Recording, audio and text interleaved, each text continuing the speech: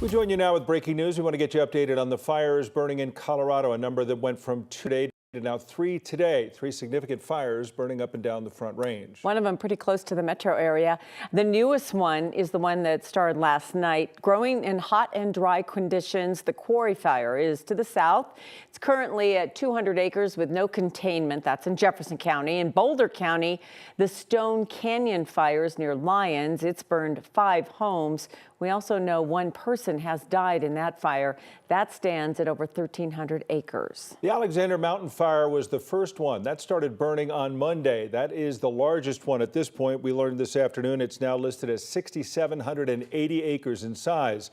9 News reporter Kevin Vaughn is at Loveland Fire Station 7 with the latest on what we know. Kevin? Tom and Kim, we are here at Station 7, which is on the far west side of Loveland. For people that know the area, we are west of the Devil's Backbone, and I wanted to give you a few of the things that were shared with us in the last hour by Governor Polis and a number of the fire officials that are trying to manage this Alexander Mountain Fire. You noted 6,781 acres. There have been 4,000 mandatory evacuations, approximately 800 voluntary evacuations, and the governor said that many people have heeded those evacuations. He did say there are a few people who have refused to leave their homes, but it sounds like it's a small number. There have also been no injuries and no structures lost. That's all the good news.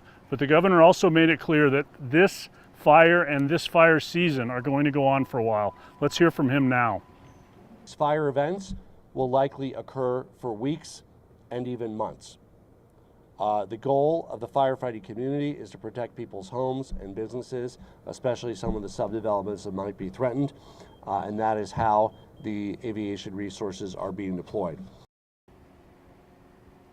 As the governor talked about there, they are trying right now not to put out this fire. It's too early and they don't have enough people for that. What they're working to do is contain it, try to stop it from moving toward areas where people's homes are. The biggest concern they told us today is the fire jumping Highway 34 and Big Thompson River in Big Thompson Canyon, jumping from the north side of the canyon to the south side. That's where their efforts are focused right now. Understandable. That's something we talked about even a couple of days ago, and this fire has grown so greatly in the last couple of days. Thank you, Kevin. We were talking about the newest fire. It is still the smallest at this point, but it is the closest to the metro area of Denver. The Quarry Fire started at about 9 o'clock last night in Deer Creek Canyon, just to the west of Chatfield State Park. And it was moving quickly because as of this morning, it was around 200 acres and growing. We haven't gotten the latest number from the Jeffco Sheriff, but you can see how it's burning really close to homes. So far, no homes lost or damaged in that fire, but lots of folks evacuated. Yeah, 575 homes under evacuation orders there.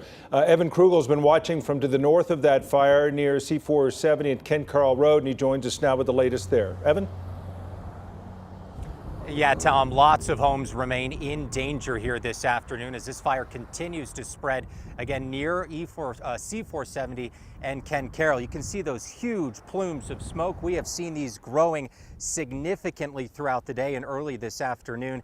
This location is where many of those evacuated families have been watching this fire spread from this morning as it certainly continues to grow west up the canyon. As Kim mentioned, at last check, this fire was at about 200 acres. That has likely changed significantly in the past few hours based on what we're seeing in terms of growth. Some of these areas we're seeing burning now to the west certainly were not burning just around 10 o'clock this morning when we received that last update. We know about 600 homes have been evacuated at this point, but a number of additional homes do remain on pre-evacuation notice. They're asking folks who live anywhere in this vicinity to essentially be ready to go if those winds shift, simply based on how quickly this fire is growing and because of its close proximity to a number of neighborhoods here along Deer Canyon Road. At this point, no structures have been lost, no injuries have been reported. but it is not in an easy area for firefighters to access. So they certainly have been struggling to get crews in and out of there. We've seen a relentless aerial attack today, not only from the state's helicopter, but from Douglas County's helicopter. Also a number of tankers dropping fire retardant on this fire to try to keep it from spreading into those nearby homes. So again, we have those evacuation maps posted on our website right now, 9news.com.